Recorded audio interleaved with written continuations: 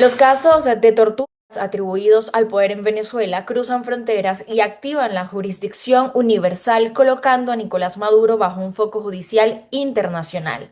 Un escenario que abre la puerta a procesos en Estados Unidos y a la posibilidad extrema de cadena perpetua. Hoy nos acompaña Kelvis Zambrano y José Valderrama, ambos abogados defensores de derechos humanos. Abogado Kelvi, José, bienvenidos a Venezuela en Profundidad. Gracias por acompañarnos. Gracias a ti, Génesis, por el espacio. Gracias, Génesis. Inicio preguntándoles, ¿qué nos permite este principio de jurisdicción universal? Bueno, fíjate, la jurisdicción universal tiene su origen después de la Segunda Guerra Mundial, específicamente cuando los estados se percataron de que tenían que tomar una posición más importante en el derecho internacional público para poder juzgar a aquellas personas que por no haber cometido, que por haber cometido violaciones a los derechos humanos en un estado que no era el de ellos, tener la obligación de juzgarlo. Es la obligación que tienen los estados de poder juzgar, investigar, acusar, sancionar a aquellas personas que no han cometido delitos en sus estados, pero que se convierten en una afectación a los principios del derecho internacional de los derechos humanos específicamente. Es decir, es un principio que viene a proteger la integridad de las personas en todo el mundo y que establece la obligación a los estados para que los estados investiguen, sancionen a aquellos que han violado derechos humanos fuera de sus fronteras. Es decir, es la aplicación de la justicia desde el punto de vista extraterritorial. En ese contexto, ¿cuáles podrían ser los impedimentos para hacer uso de este principio? Para el caso concreto de la solicitud que se le hizo al Departamento de Justicia, los únicos elementos a nivel internacional que pueden ser necesarios y útiles va a ser toda la documentación que existe en base a todos los actos de tortura que fueron cometidos en Venezuela bajo el régimen de Nicolás Maduro. Muchas organizaciones de diversas maneras han logrado recabar mucha evidencia sobre los casos específicos, sobre las condiciones de las torturas y sobre las consecuencias, así como la cadena de mando que había presente desde el caso en específico de Nicolás Maduro hacia abajo. Esos son unos elementos fundamentales a los efectos de la evidencia con los cuales puede el Departamento de Justicia trabajar. Más allá de eso, el principio aplica de manera territorial en los Estados Unidos, como bien lo explicó Kelvin. No hace falta ningún otro elemento exterior más allá de las evidencias porque es un caso en los Estados Unidos. Ahora, precisamente, y a eso se refiere el llamado principio de jurisdicción universal, aplica independientemente del sitio donde el delito se haya cometido. Para el caso de los Estados Unidos, la condición específica es que sean casos de tortura. La segunda condición es que se trate, ellos le llaman en la denominación legal, in the color of the law. Se traduciría básicamente como en el ejercicio de un poder, ¿no? Que en este caso es de facto, pero en el ejercicio de un poder. Que haya ocurrido con la intención de causar daño. Creo que eso es más que evidente en el caso venezolano, donde se causaron graves daños.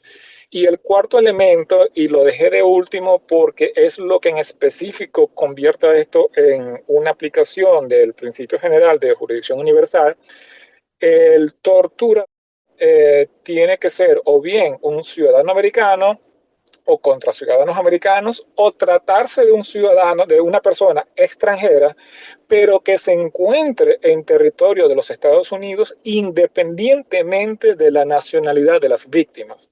Quisiera comentarte algo que es importante, en las consecuencias de lo que esto pueda traer. En el caso de Venezuela han habido muertes ocasionadas por la tortura. Eso implicaría que Nicolás Maduro pudiera estar sujeto a una sanción solamente por ese delito de cadena perpetua. ¿Te quieres o yo te diría, un elemento que hay que tener en cuenta, y es importante ser sincero con esto, es que el Departamento de Justicia tiene una discrecionalidad muy amplia para proceder en estos casos, excesivamente amplia, por lo menos para mi gusto, pero así está establecido en la legislación. Va a Claro, también hay que decir, y Kelvin lo apuntaba muy bien temprano, que son casos que no son fáciles por diversas razones. Para empezar, que precisamente por ser situaciones extraterritoriales, implican que en la mayoría de los casos o las víctimas o los victimarios están fuera de la jurisdicción y obviamente el alcance de la justicia de los Estados Unidos se limita porque obviamente tú no te esperas que un torturador esté en tu territorio de manera más o menos común y en todo caso, aún estando, es difícil saber que esa persona en efecto era un torturador porque tú no sueles esperar que hayan víctimas en tu territorio. En el caso venezolano, por haber sido tan masiva la tortura y además conducida y ordenada por el jefe de Estado de facto, eh, se hace más sencillo a nivel de ejercicio de la jurisdicción porque obviamente hay víctimas aquí y ahora también está el torturador. Todo tiene que ver con la capacidad y la voluntad política que tenga el Departamento de Justicia para abrir realmente la investigación, cosa que yo quisiera creer y confiar en que va a suceder, porque, bueno, de hecho han iniciado eh, el juicio, la acusación por el tráfico de drogas. Yo asumiría que también van a tener la voluntad de llevar adelante este juicio. Yo creería que por razones estratégicas, de por sí tienen que abrir la investigación formal, pero por razones estratégicas se van a tomar un tiempo para evaluar cuál va a ser la defensa que los abogados de Maduro van a esgrimir en el caso de los delitos relacionados al narcotráfico.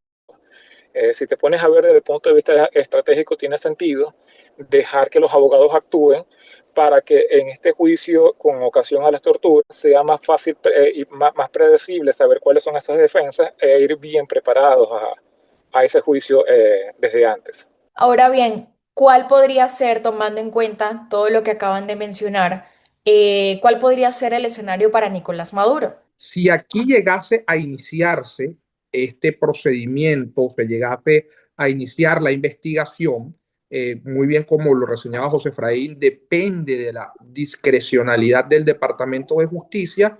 Creo que Estados Unidos va a tener que considerar cuál va a ser la respuesta más idónea, no solamente desde el punto de vista de los intereses políticos, sino desde el punto de vista del derecho. Es decir, sí convendría ejecutar esta extradición porque ya esta extradición depende de otros elementos. O sea, solamente está la solicitud del Estado de Argentina. Esto tendría que ser revisado por los funcionarios del Departamento de Estado y esto requiere de unas conversaciones diplomáticas a efectos de poder quizás garantizar de que cada estado haga valer su sistema de justicia.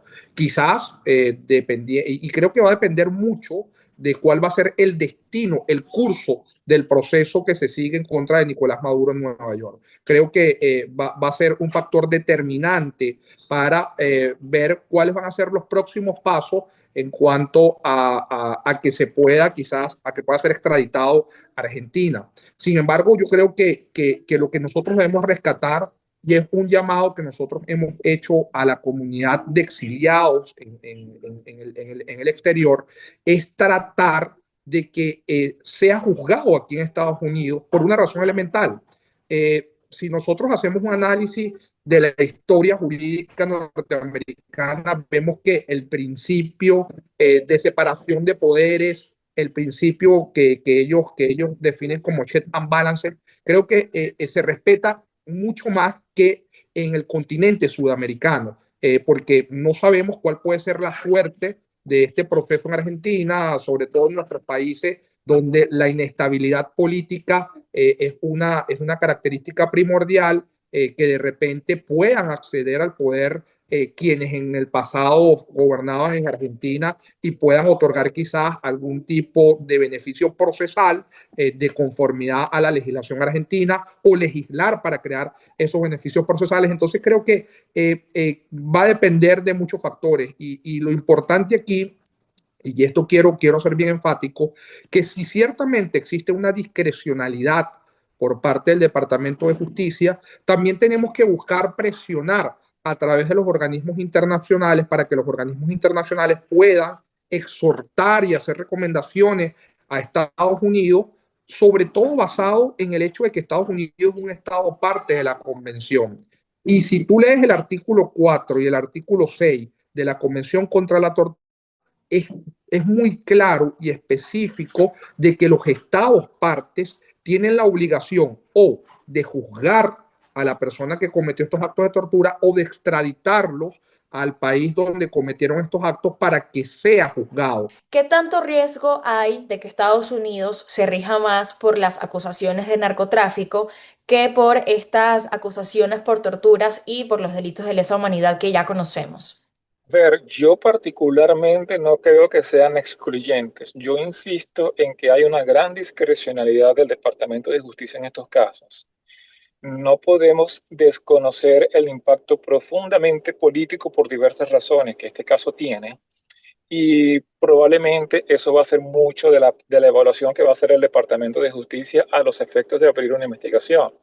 Porque además, y siendo, insisto, muy honestos y muy pragmáticos, hay que partir de la idea que hay intereses de diversa índole, incluso por parte de la administración de los Estados Unidos, sobre acceder a la información que Maduro pueda tener. Estamos hablando de una persona que acompañó a Chávez desde el momento del golpe de Estado, poco después del golpe de Estado. Es una persona que sabe lo que Chávez hizo, dejó de hacer, con quién no habló, y aparte después él mismo asumió la capitanía del buque chavista.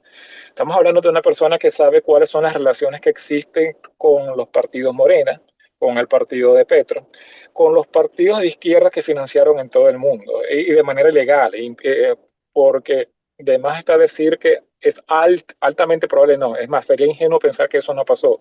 Ahí seguramente hubo delitos relacionados a financiación ilegal de campañas políticas, etcétera, etcétera, etcétera. Blanqueo de capitales aquí en los Estados Unidos porque necesitaban mover ese dinero usando el sistema bancario de los Estados Unidos y toda esa información la conoce Maduro. O sea, Maduro sabe qué presidentes, Lula da Silva, Pedro Sánchez en España, etcétera.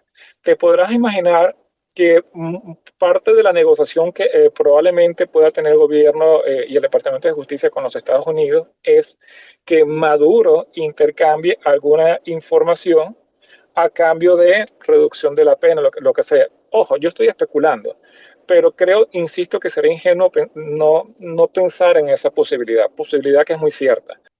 Ahora bien, tomando en cuenta que en Venezuela las instituciones judiciales han estado secuestradas por el chavismo, que no se llevaron investigaciones de manera correcta en torno a estos delitos, que hubo, por ejemplo, una Corte Penal Internacional que muchos dicen que sus investigaciones han sido tardías y una oficina del Alto Comisionado para la ONU cerrada. ¿Cómo esto influye en ese proceso que ustedes están buscando de usar estos casos de tortura para implementar o hacer uso de este principio de jurisdicción universal? Bueno, yo creo que todos estos van a ser elementos que van a permitir robustecer la argumentación del fiscal ante el jurado. Esto va a ser importante porque precisamente creo que uno de los elementos que él va a poder utilizar a su favor es que en Venezuela no existía la posibilidad, no existía la posibilidad de una condena o de una investigación producto de la falta de autonomía e independencia judicial.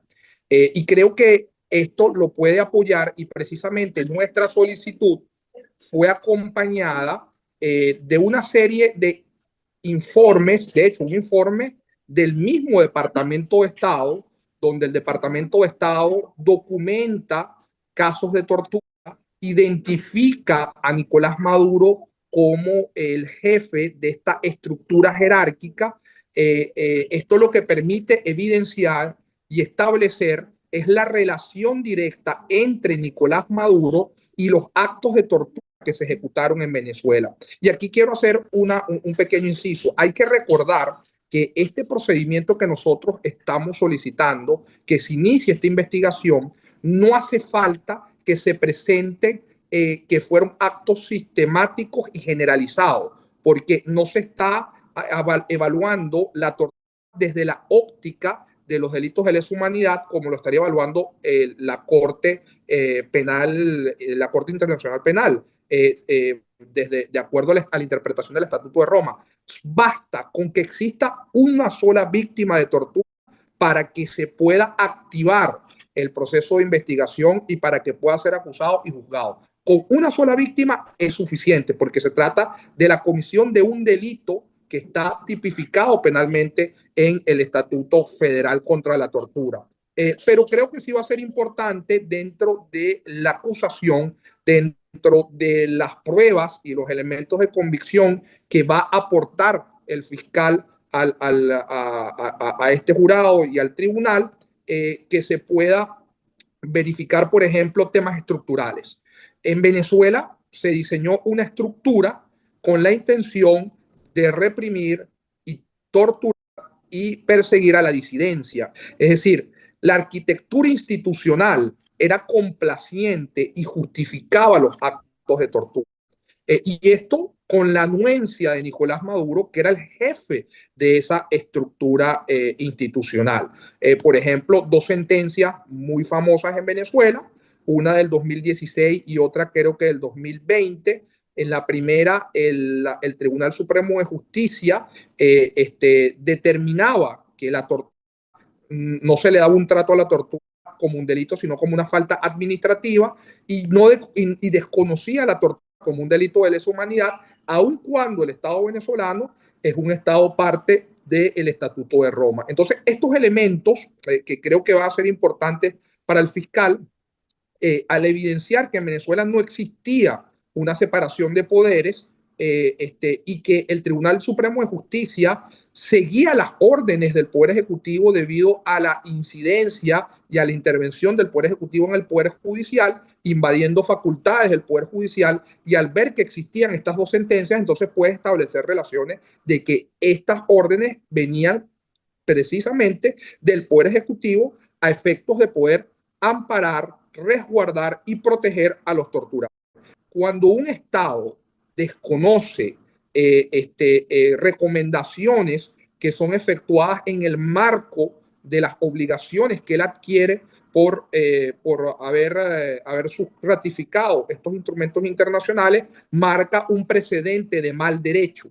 Y al marcar un precedente de mal derecho, esto va a servir para entonces secuencialmente efectuar una argumentación que permita labrar cómo existe la relación entre Nicolás Maduro y estos actos de tortura que se ejecutaron en Venezuela desde el 2013 hasta el 2025, que estamos hablando de que fueron alrededor de 1.600 personas torturadas en Venezuela durante este lapso. Es decir, una cantidad de víctimas muy grande, que si nosotros logramos al menos el 10%, y yo diría que mucho más, de poder aportarlas al proceso, creo que generaría una gran presión sobre el Departamento de Justicia de los Estados Unidos.